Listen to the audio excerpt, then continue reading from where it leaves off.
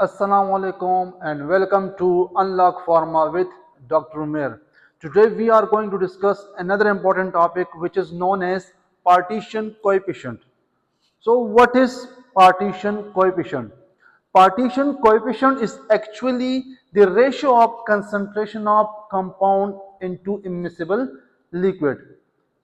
हम एक immiscible mixture बनाते हैं, दो इमिसिबल लिक्विड ले लेते हैं और उसमें जो सॉल्यूट की कंसंट्रेशन होगी उसको हम कहेंगे partition coefficient. Let's suppose we have a beaker in which two immiscible liquid have been added. One is oil phase while the other one is water phase. Both the solvent will mix to form a mixture. Now what is partition coefficient? When we add a solute to this mixture, this solute will distribute itself between the two solvent, that is oil and water.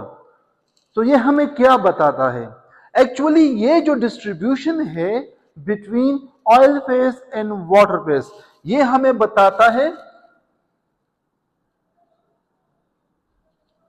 Solubility of solute के जो solute हम add कर रहे हैं उसकी solubility oil phase में क्या है और उसकी सॉल्युबिलिटी वाटर फेज में क्या है. तो उसके रेशियो को जब हम फाइंड करते हैं या उसको डिटरमाइन करते हैं तो उसको हम कहते हैं पार्टीशन कोएफिशिएंट. सही है. अब जब हम मिक्सचर की बात करते हैं तो मिक्सचर में हमारे पास दो फेजेस होती हैं. एक है हमारे पास ऑयल फेज, जबकि दूसरा है हमारे पास वाटर फेज. अब इस ऑयल फेज को हम क्या कहते हैं? इसको हम कहते हैं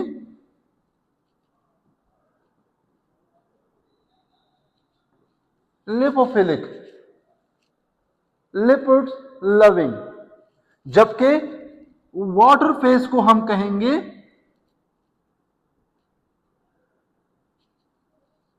हाइड्रोफिलिक.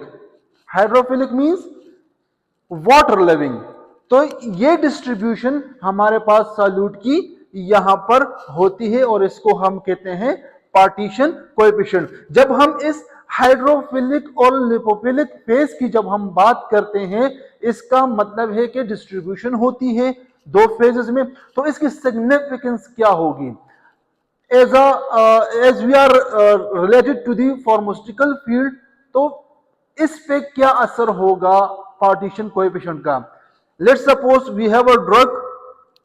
अब जब हम उसकी पार्टीशन कोएफिशिएंट फाइंड करना चाहते हैं तो इसका मतलब क्या है?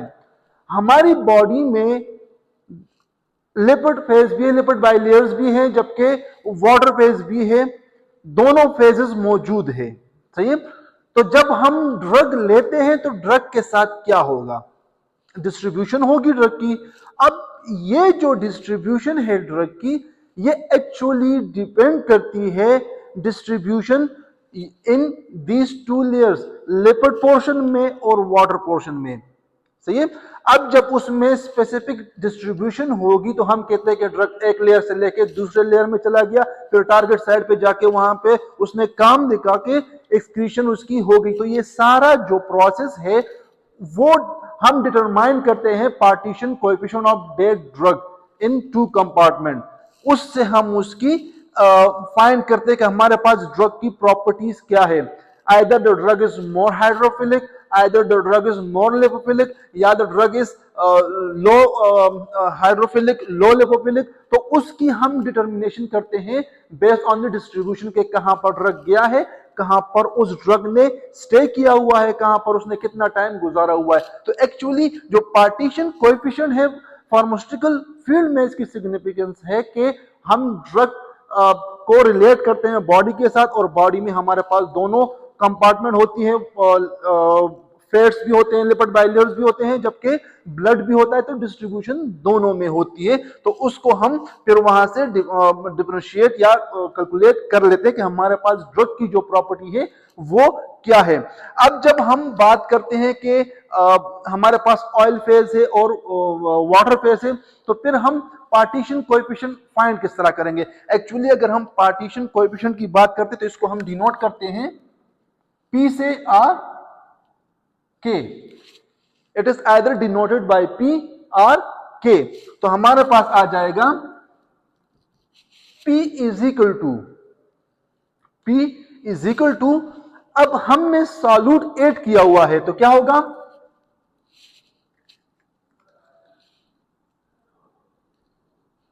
Solute in oil phase. Oil phase में हमारे पास सॉल्यूट है, divide by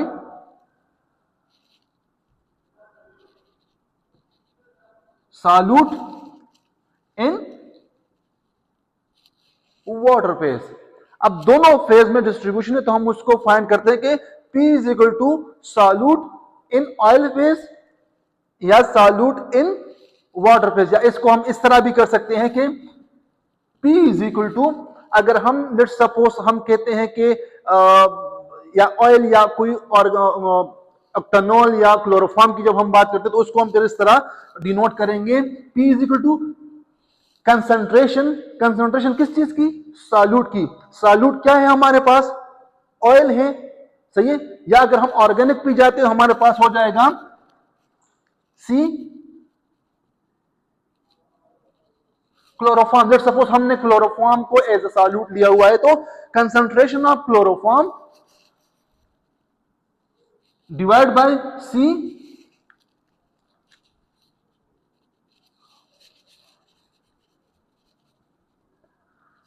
concentration in water phase, सही है। तो इन दोनों फेजेस में हमारे पास कंसंट्रेशन क्या होगी सॉल्यूट की, फिर हम इसको इस तरह डिनोट कर सकते हैं, या हम इसको कहते हैं कि P log से हम डिनोट करते हैं P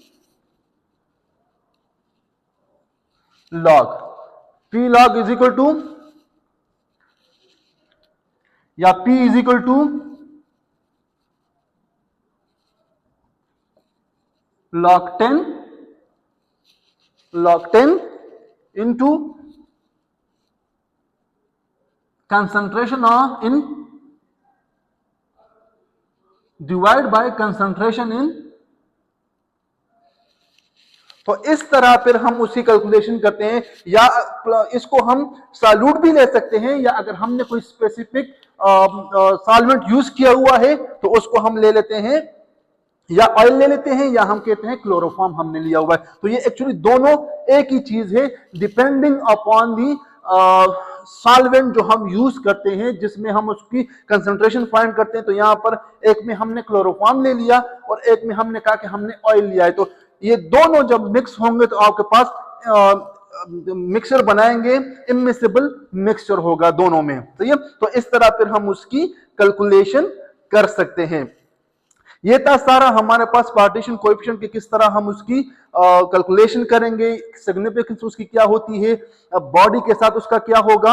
अब हम नेक्स्ट है कि कैलकुलेट किस तरह करेंगे या मेजरमेंट किस तरह करेंगे। मेजरमेंट होती है कि हमने कहा कि हमने एक सॉल्यूट को ऐड किया हुआ है, अब उस सॉल्यूट की मेजरमेंट क्या होगी, किस तरह हम उसको मेजर करेंगे। तो there are several methods through which we can measure the concentration of the solute in immiscible solvent या मिक्सचर। एक है हमारे पास shake flask method. Now what is shake flask method. Shake flask method में हम क्या करते हैं कि हम एक फ्लास्क ले लेते हैं, सही है। उस फ्लास्क में हम क्या करते हैं, ऑयल ले लेते हैं और उसके साथ हम वाटर ले लेते हैं, एक मिक्सचर बना लेते हैं। That mixture is actually immiscible. दोनों सॉल्वेंट इमिसिबल है तो एक इमिसिबल मिक्सचर बन जाएगा, सही है। इसके बाद हम क्या करेंगे, इसमें जो सॉल्यूट होगा उसको हम लेंगे और उस मिक्सचर में हम ऐड कर लेंगे, सही है। जब हम सॉल्यूट को मिक्सचर में ऐड करेंगे, सही है, तो क्या होगा कि वो सॉल्यूट डिस्ट्रीब्यूट हो जाएगा।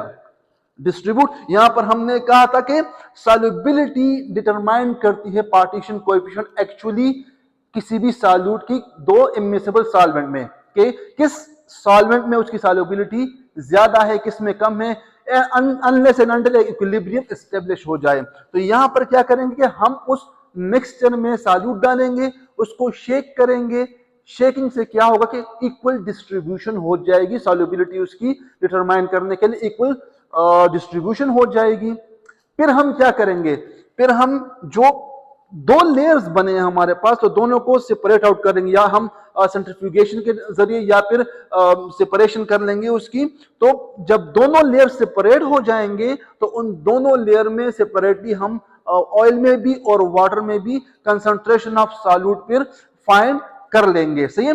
अब टेक्निक बहुत ही इजी है। सही है। एक बीकर लेना होता है, उसमें मिक्सचर बनाना होता है और उसके बाद हमने उसमें सॉल्यूट ऐड करना होता है। इस तरह हम उसकी कंसंट्रेशन फाइंड करते हैं। लेकिन इसके कुछ एडवांटेजेस और डिसएडवांटेजेस भी होते हैं। जो एडवांटेज है शेक फ्लास्क मेथड का, वो ये है कि ये बहुत ही सिंपल मेथड है।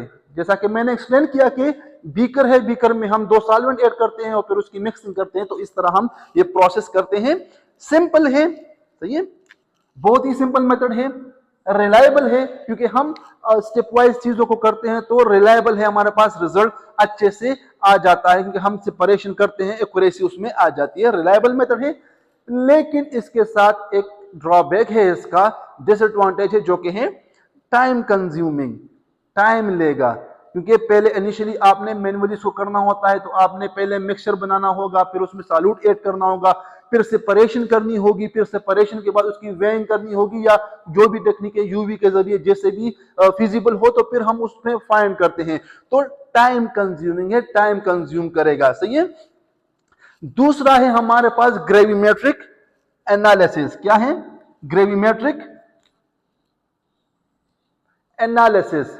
ग्रेविमेट्रिक एनालिसिस का मतलब क्या है कि हम एक मिक्सचर बना लेते हैं और मिक्सचर में हम क्या करते हैं, सॉल्यूट को ऐड कर लेते हैं।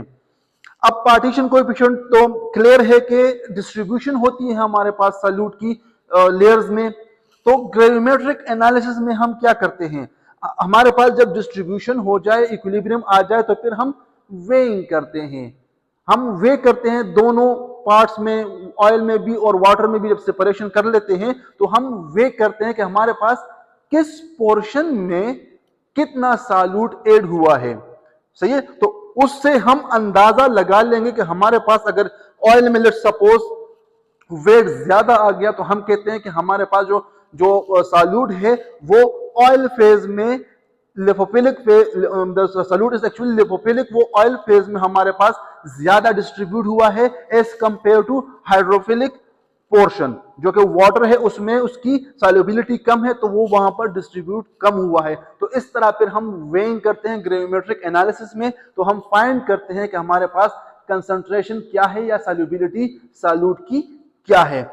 ये भी हमारे पास टाइम कंज्यूमिंग मेथड है। इजी है, सिंपल मेथड है, लेकिन टाइम कंज्यूमिंग है। टाइम कंज्यूम करेगा क्योंकि हमने सारा प्रोसेस करना होगा स्टेप वाइज और वे करना होगा कुछ टाइम के लिए, ताकि सेटलमेंट हो जाए, डिस्ट्रीब्यूशन हो जाए, उसके बाद हमने उसकी वेइंग करनी होगी।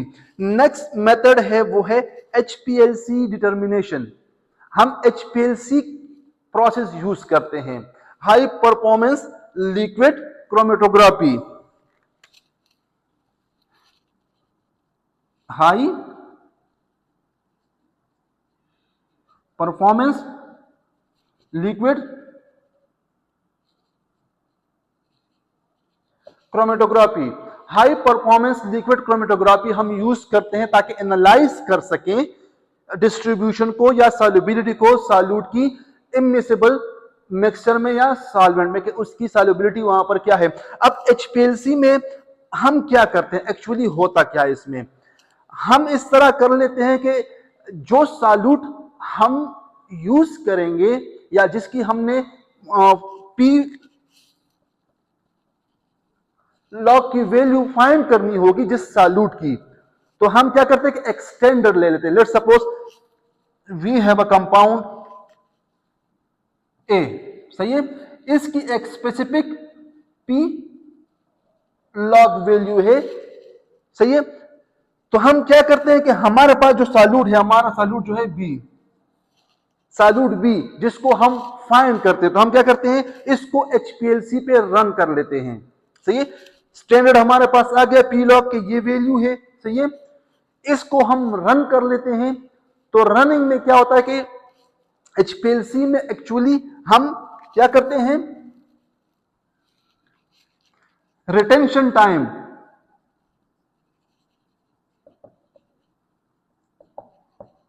रिटेंशन टाइम ऑफ सॉल्यूट हम फाइंड करते हैं कि हमारे पास सॉल्यूट कितना रिटेन हुआ है, तो उसको हम फाइंड करते हैं। तो रिटेंशन टाइम को हम इस कंपाउंड की फाइंड करेंगे कि हमारे पास रिटेंशन टाइम इसकी क्या है, फिर उसकी हम कंपैरिजन करेंगे जो स्टैंडर्ड हमने लिया हुआ है उसके साथ। जब हम कंपैरिजन करेंगे इसकी, तो हमारे पास एक वैल्यू आई कि हमारे पास यहां पर जो स्टैंडर्ड है उसकी वैल्यू ये आई, और जो कंपाउंड हमने लिया था, जो सॉल्यूट हमने लिया था, उसकी वैल्यू ये आई। तो ये हमारे पास डिस्ट्रीब्यूशन शो करे कि इसमें ऑयल में इसकी पी वैल्यू ज्यादा है या वाटर में पी वैल्यू ज्यादा है या कम है। तो इस तरह हम एचपीएलसी टेक्निक के जरिए हम फाइंड करते हैं partition coefficient. So this was all about partition coefficient के पार्टीशन कोएफिशिएंट हम क्यों फाइंड करते हैं, होता क्या है। एक बात याद रखें जो कि बहुत ही इंपॉर्टेंट है, जो हम ये फाइंड करते हैं कि हमारे पास पी लॉग की वैल्यू आती है। सही है। ये हम फाइंड करते हैं। सही है। तो हमारे पास जब हम पी लॉग की वैल्यू फाइंड करेंगे, तो हम किस तरह डिटरमाइन करेंगे कि हमारे पास किस वैल्यू पे लिपोफिलिक होगा, किस वैल्यू पे हाइड्रोफिलिक होगा। तो यहां पर देखें, अगर हमारे पास देखें, अगर पी लॉग की वैल्यू अगर ग्रेटर देन 0 होगी, अगर 0 से ज्यादा पी लॉग की वैल्यू आ गई, तो कंपाउंड क्या होगा, कंपाउंड होगा लिपोफिलिक, लिपिड लविंग होगा। लेकिन अगर पी लॉग की वैल्यू लेस देन 0 होगी, तो कंपाउंड हमारा क्या होगा, या सॉल्यूट जो है वो हमारा क्या होगा, वो होगा